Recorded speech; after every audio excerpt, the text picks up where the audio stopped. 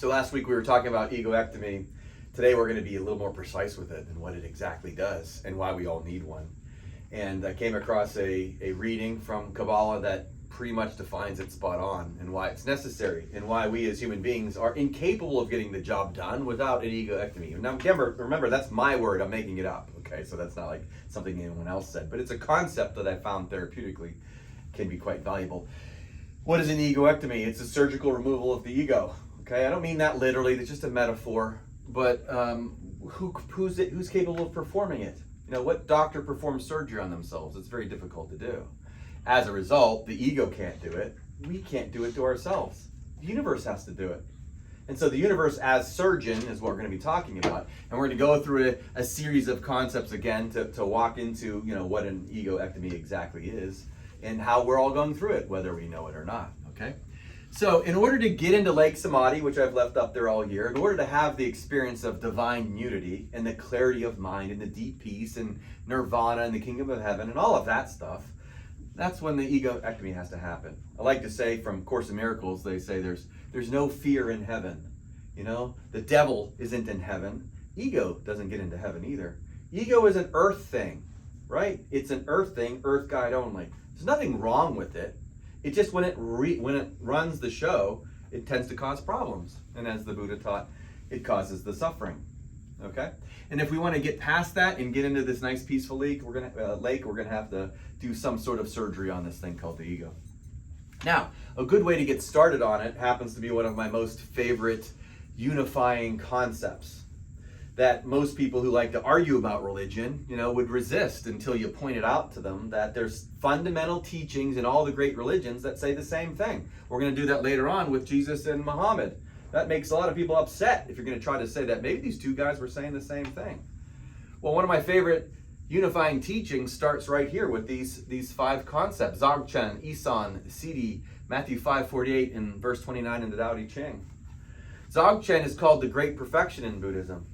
And Buddha says you can't chase it down. You will experience it though.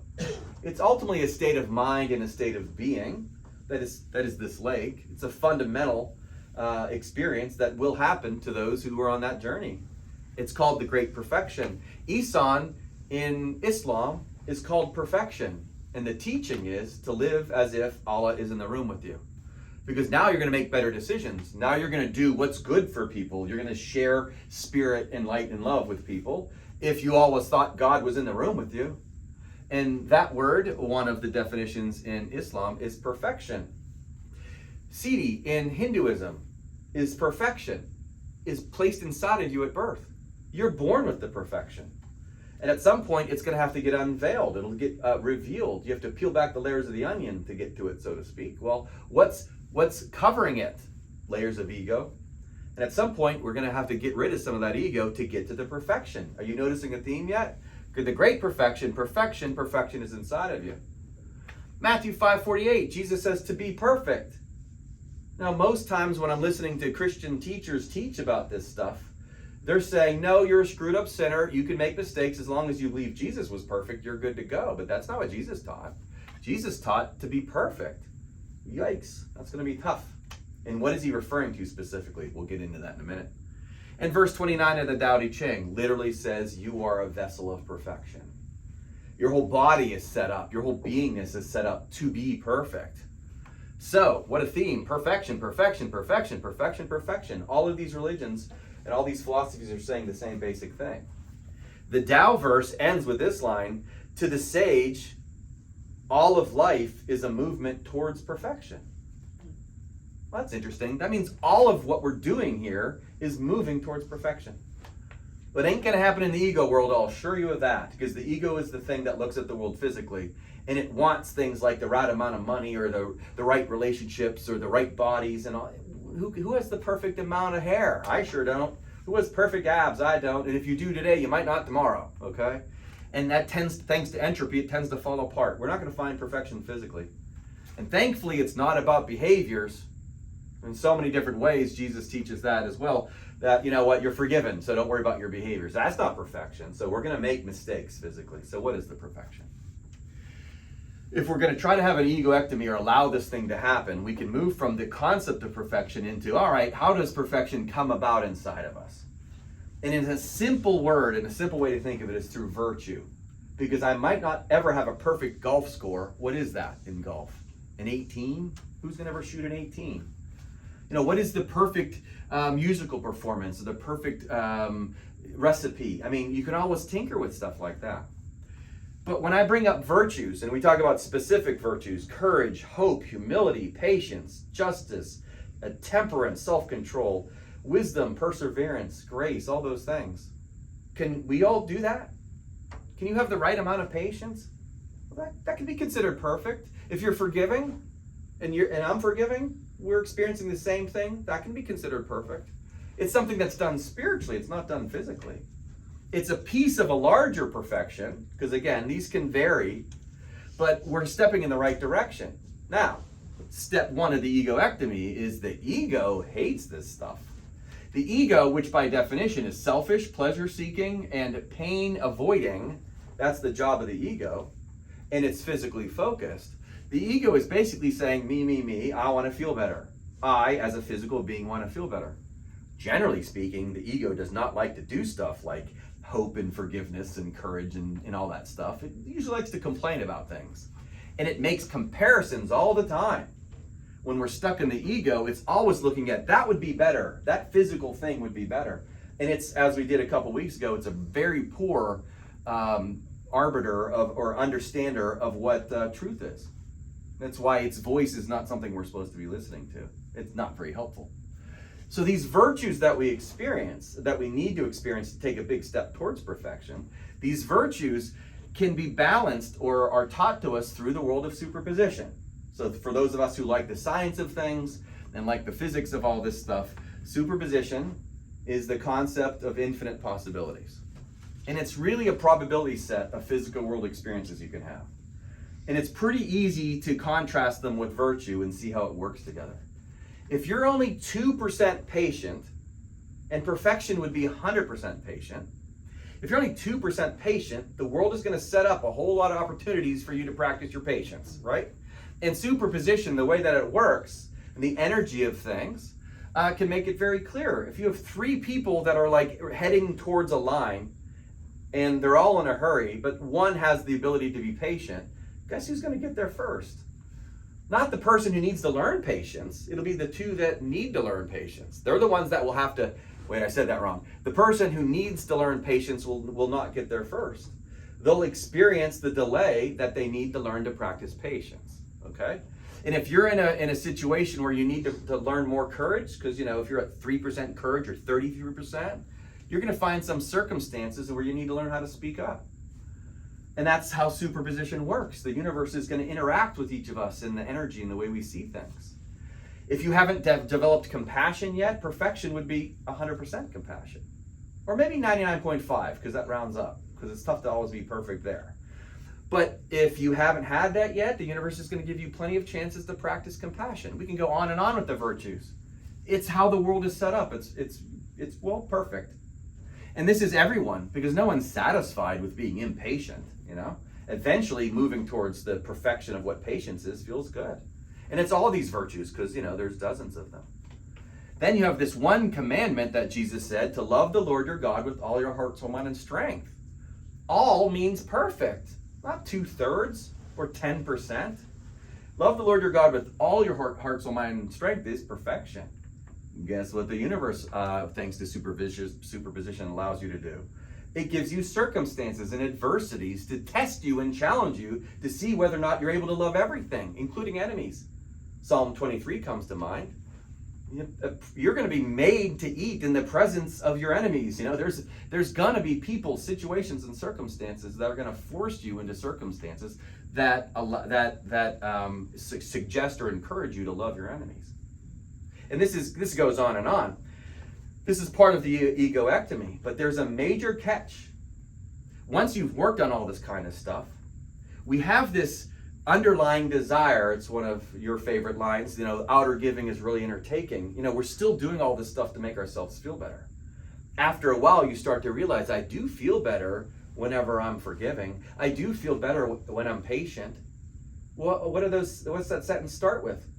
I feel better when I'm patient. You're still doing it for the ego. I, in Greek, is the word ego. And now we have this problem. It might be very subtle, but this idea of thinking that you did it. I worked on patience. I worked on forgiveness. I'm now a better being.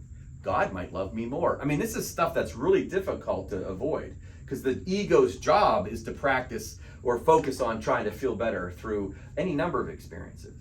So it's really hard to get rid of the ego, even after you got really close with these practicing virtues.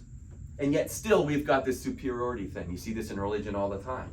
People who get really invested in their profit and they feel really good because they feel close to God as a result, cast judgment on others who found another prophet. Somehow mine was better than yours because I feel so close to God. Well, you must have done it the wrong way, though. I'm like, well, clearly you got some work to do. All right, especially if we're casting judgment upon others. The ego is still involved there. It has a superiority dynamic. Now wait till we get to the authentic, real egoectomy. That happens when we get stuck by that. The idea that outer giving is really inner taking. Why do we do nice things for other people? So we can feel good about ourselves. That's still ego. That's really hard to get around. When we end up saying, I did this, we just made virtues egoic again, okay? So now we have this next step, and it's number 3 over here, and this is a pretty intense egoectomy. There's a teaching in Kabbalah that's called There Is None Else Beside Him, from the teacher Yehuda Ashlag. His name is longer than that, but that's for our purposes sufficient. And it's a verse in Deuteronomy 4:35. I don't quote the Old Testament very often, but literally in Deuteronomy it says, there is none else beside him. Now, this teaching, which I'm going to read you several lines about, this teaching is pretty clear and specific. There is nothing else besides God. Nothing. Don't be bringing up no devil, okay? And don't be bringing up bad stuff or even adversity is somehow unfortunate. It's all God, it's only God. And don't even be bringing up you, okay? Because that's the problem. I leads to all the separation and all the issues that I just described. There's a unity going on. All of us were given a little piece of God, all of us. And I got to first get out of the way of the I in order to experience that. And that means I have to surrender all of it, 100% of it. And as the article that explains all this says, that what you have to get to is a point where you realize there is no other force in the world that has any ability to do anything against God. There isn't anything else going on. It's why Genesis tells us don't eat off the tree of good and evil. It's just the tree of life that would be known as God. Or Apostle Paul in Romans 8:28. All things work together for good for those who love God. The ego doesn't want to hear that because the ego is going to say, well, let me tell you the number of things that are bad, okay? I experienced 5 of them today. And let me tell you throughout the world how many bad things are going on. All right, you're in ego mode. You're still looking at it that way. And that's fine. The universe isn't going to judge you. What it's going to do is put you through the gauntlet, though, because no one feels better by complaining about the nature of the world. It just doesn't work. And if you want to be a helper, again, Course in Miracles, if you want to be a helper, you better learn how to see the world the right way, the illusion that it is. And you better see the love and the light in people, not just the darkness. That's what causes all the pain and suffering. So I'm going to go through some of these specific teachings and then link them to these concepts that I mentioned last week as well, Ego Anonymous in particular. When you find yourself in this phase, and the universe can tell, because you can't fool Mother Nature, that you still got some ego going on, okay? When it's there, the universe starts to unload a whole bunch of uncomfortable situations on you. And none of them are your fault. They're not your fault. Because if you start to say it's your fault, you're still in ego mode. Something is wrong with me. I am bad. Universe is saying I'm bad and it's punishing me. I, okay? No, it's just all God. God is doing it to you. Much like if you're doing the laundry isn't washing itself, okay?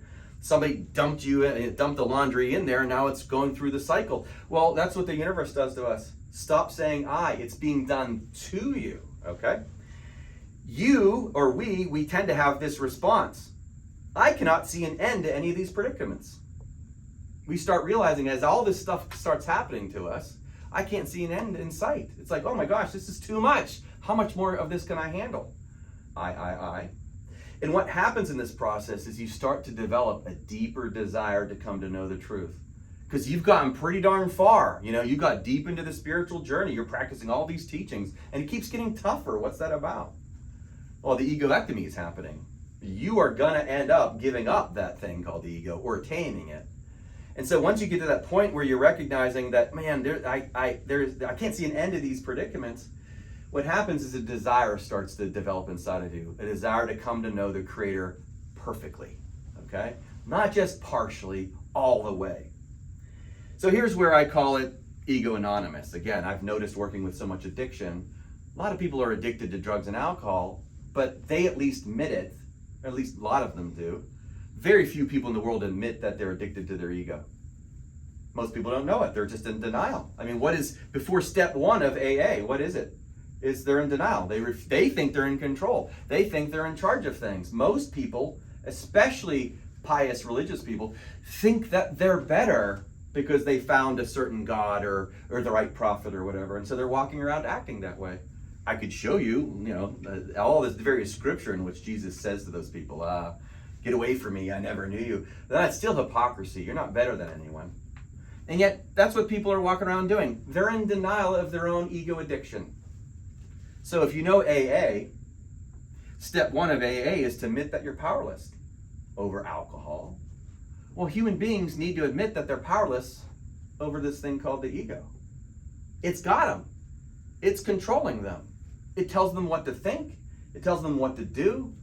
We are zombies, like walking around listening to this ego, saying, hate this person, resent this person, do that thing, you're special, you're good, you're not good, blah, blah, blah, blah, blah. All of it is ego. What's step two of AA? To recognize or acknowledge that there's a power greater than you that can actually come to your assistance. Quite literally, it's this. There's something outside of you or inside of you that can actually help that's beyond the ego. You have to come to acknowledge that there's a power outside of you or within you that can actually help. This is extremely similar to Luke 22:42 when Jesus says, not my will be done, thy will be done. He's going to get crucified as Jesus. That's the ultimate egoectomy. He's going to get crucified before a bunch of people. He's going to be mocked and spit upon, and he's going to die, and he has to love them all back while he's doing it. He has to forgive the people that are doing it to them. And he has to teach along the way. That's a pretty high bar. Remember, Jesus is the one that said you have to follow him and pick up a cross and carry it too. Not being literal, but he doesn't say just believe in me. You're going to have to believe in me and follow me, okay? You're going to have to do this as well. And he says, not my will be done. What's my other than the ego? But thy will be done, meaning, it's up to God. He's in control of all of this. Islam, the word Islam means submission to the will of God. That's the meaning of the word. I don't know why Christians and Muslims have to argue all the time. Jesus said the same thing as what Muslim means. Muslim means one who is submitted. I guess if you looked at it that way, you could say Jesus was a Muslim, right? Because he submitted to the will of God. His words, I'm just using what words mean. So to submit to the will of God and to drop the ego is something that you have to do. And again, we're not saying the ego is bad. It is the cause of suffering. And you need it. And at the end of this, you'll be glad you still have an ego, that you just tamed it. But to get to this point where we're going to get past all of this stuff, to get to past the self-aggrandizing nature of the ego, is to recognize, I'm going to go ahead and drop all of this. So let me go through what this article says that we have to be willing to do and what we have to be willing to submit to. So this is all from this article from Yehuda Ashlag. Only if a person has a true desire will he receive help from above. Now, a true desire, again, authentic one, is one that's beyond the ego. Plenty of people beg for God's help whenever they're in a bad situation, right? Gee, just change the situation and I'll be a good boy from here on. Stuff like that, okay? We know that's ego focused. And plenty of people are only believing in God when things are good. Like when there's a tornado and then so many people get killed in a tornado, but some people survive it and they're like, God saved me. Well, what do they do with all those other people? And what if he had killed your loved one? Would you say God did that too? It's not consistent. Make it work, right? The fact is that God is present in all of it, the life and the death of things, the good and the bad of things. That's why you can't distinguish between the two of them. It's all God all the time. It's just the way that it works. It's very unifying when you look at it. That's not bad. Stop calling it bad. He is sending you thoughts and views which work against your efforts so that you can see that you are not one with the Lord. You can get to a point where you're 99% there. It ain't perfection yet, though. Perfection is to actually do what all the prophets say. You are the light. You're not the ego. You are Buddha too, says Buddha. You're not a physical being. You're a Buddha in physical being. That's true. The ego is secondary there. And so thoughts and views are placed upon you by the universe. If you ever wonder, like, well, what's going wrong with me? Or what's wrong? Why can't I stop thinking about this stuff? Whatever. Don't say it's you that's doing it. It's not you that's doing it. The universe is doing it to you. It's so easy to say, oh, what's wrong with me? Nothing. Unless you want to keep saying that. Just delays the inevitable. You'll eventually figure it out. Nothing's wrong with you. Stop saying that it's bad. You will occasionally awaken and momentarily revive, but soon you'll fall into abyss. How many of us had this experience, right? Where all of a sudden, like, oh, I feel the spirit, then the next day you're back in hell. Okay, that happens a lot. We all fall into an abyss. It's ultimately the dark night of the soul. But, says Yehuda Ashlag, this is what causes you to realize that only God can help you, because you keep trying to do it yourself, and you're not letting the full force of the Spirit into you. Remember, perfection is what we're talking about. Not just sometimes, it's all the time. Once you let that all into you, then guess what? The ego is now cast aside. All of this is being done by the Creator, which means all of your life screw-ups and all your successes, the credit goes elsewhere and the blame goes elsewhere. This is the absolute essence of forgive them, they know not what they do. The only virtue Jesus mentioned on the cross, to forgive people out of their ignorance. They didn't do it on purpose. No one's doing anything on purpose. We're doing it robotically. The ego is a conditioned thing. We're just doing based upon what we got taught. But Jesus and Apostle Paul say to not boast. No man shall boast. Why? The good things that you've done. It's just relative to the percentage of spirit that's in you. And so, no one gets to brag, but also no one has to feel shame. Talk about unity. And this is universal. There's no one you get to look at and say, well, except for them, because they're worse. And here's why they're worse. That's straight up ego again. You're judging. That's what the ego does. And if that works for you now, fine. Probably next year it won't, or next lifetime or whatever. But eventually you're going to have to go through this gauntlet and have this experience. And you do fall into an abyss. But then you get to this point or this place where you have the experience of, listen, if I can give this all to God, so to speak, or if I can just trust the universe or love with all my heart and all of that, I can go ahead and release myself from whatever shame or guilt that I have, but also fairly do that to my brother over there. None of this is to say we're going to become, neutered in the physical world and we don't act. The Buddha emphasized you act better as a result. It's this little drawing.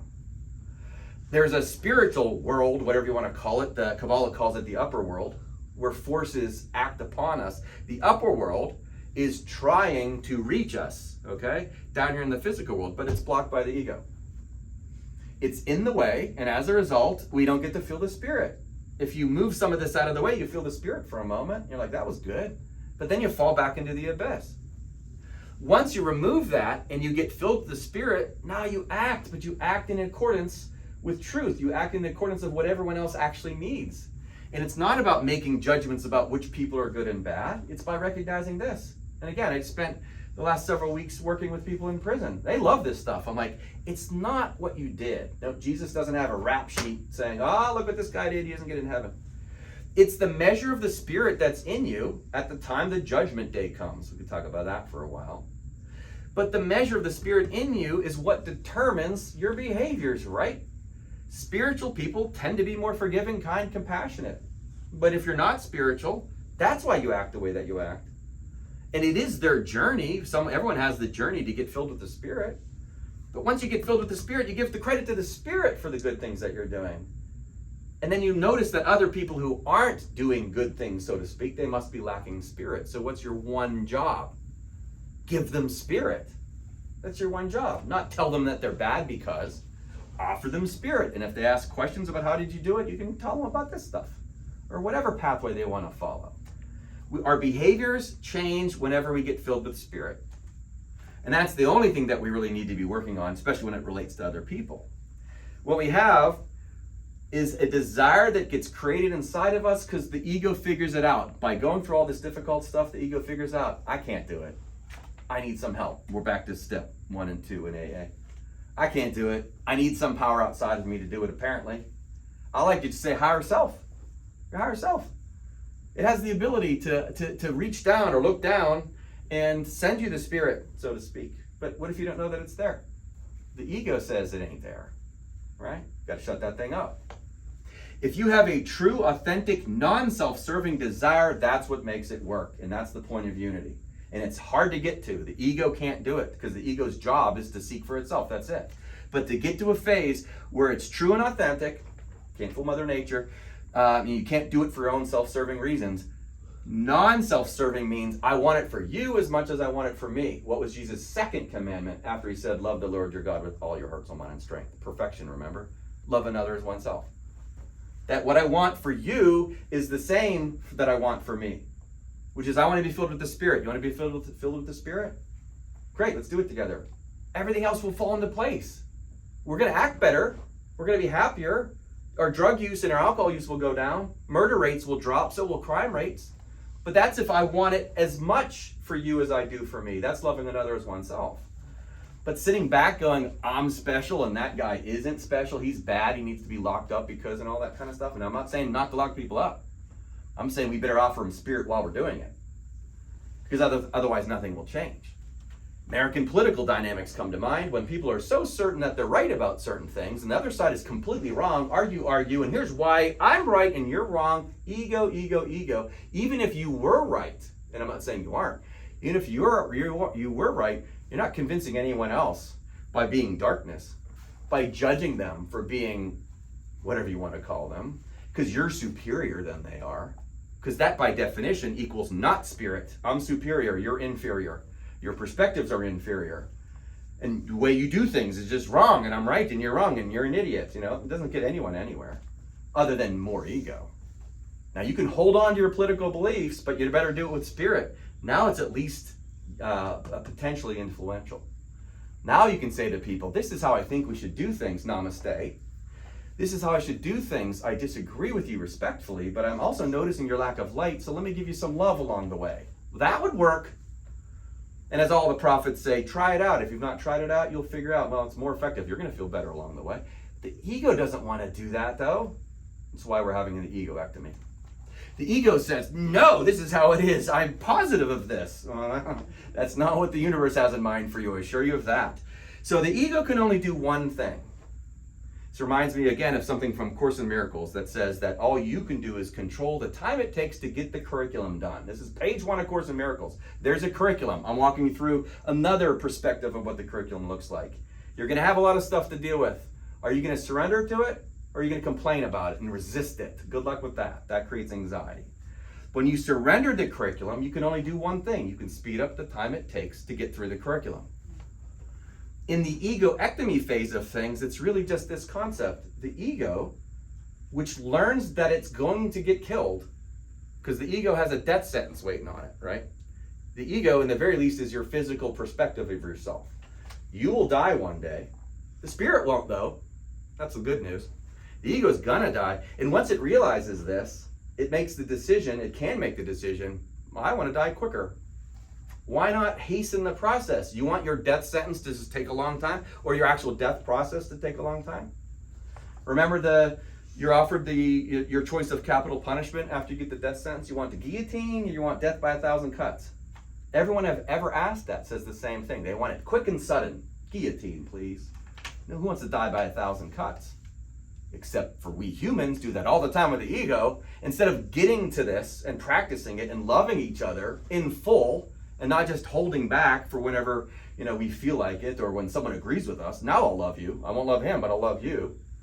Instead of doing that, we just get to work on all this stuff. Stop taking credit for things. Stop taking blame. Love each other. Tap in deep. All that kind of stuff. That's what crucifies the ego.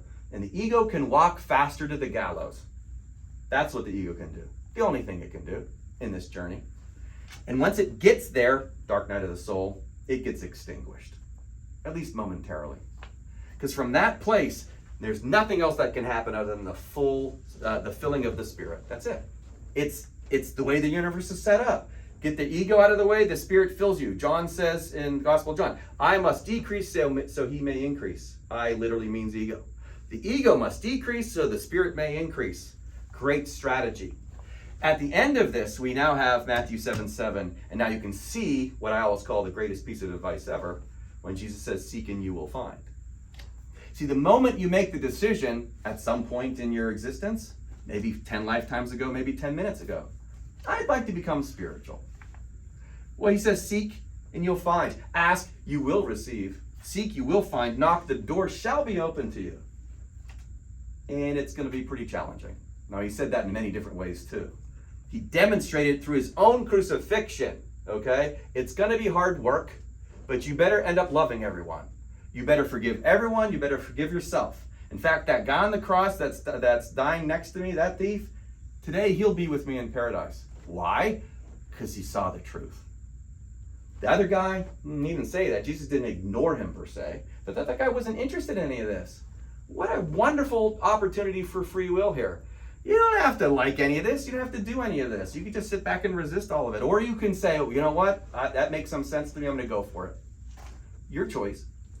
The one guy on the cross noticed that the Christ was in Jesus, and he saw it reflected back in him. He got to go to heaven that day. Ego gone.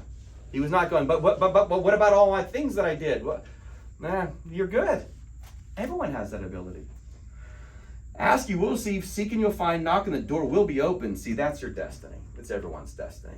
All of us eventually get to this place where we do love the Lord our God with all our whole heart, soul, mind, and strength, and we love each other as ourselves.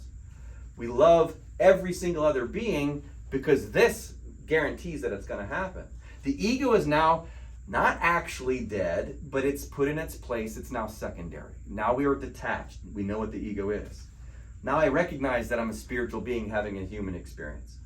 Now I recognize why the only way I can help another person is to love them and not cast judgment upon them. And again, this doesn't mean you don't have cops. We need that for many different reasons, different stages of development, and you can love someone while you're pursuing justice with them. All that's true.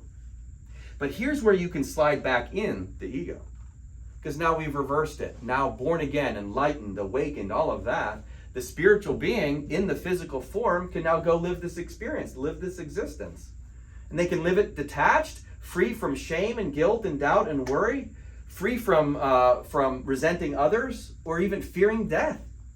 Because from that place, it's like, okay, I get it. How could there be death? There's just transition of form. From that place, you're firmly in this lake. Then you can operate from this lake and realize, I just want others in this lake. That's all I want. Okay, you did a bad thing. All right, let's work on the next thing, okay? Let's work on forgiveness. Let's refine our understanding of things.